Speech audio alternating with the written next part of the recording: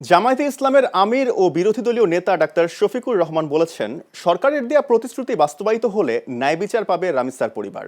একই সঙ্গে আসামিদের পক্ষে কোনো আইনজীবীকে না দাঁড়ানোর আহ্বানও জানান তিনি। দুপুরে ঢাকার জাতীয় হৃদরোগ ইনস্টিটিউটে চিকিৎসাধীন রামিসার বাবা মায়ের সঙ্গে সাক্ষাৎ শেষে তিনি একথা বলেন।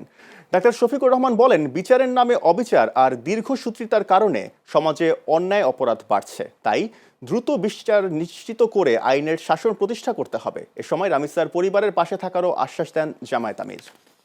আমাদের দাবি একেবারেই স্পষ্ট, যারা এইভাবে আত্মস্বীকৃত দর্শনকারী এবং হত্যাকারী, এদের বিচার লম্বা হওয়া মানেই হলো এদেরকে সহযোগিতা করা, মানেই হলো অন্যায়ের পক্ষে নেওয়া, দুষ্কৃতিকারীর পক্ষে নেওয়া। এখানে বিচারটা মাননীয় প্রধানমন্ত্রী তাদের বাসায় গিয়ে আশ্বস্ত করেছেন 15 দিনের মধ্যে বিচার সম্পন্ন করবেন। আমরা দেখতে চাই প্রধানমন্ত্রীর কমপক্ষে এই ওয়াদাটা শতভাগ বাস্তবায়ন হবে।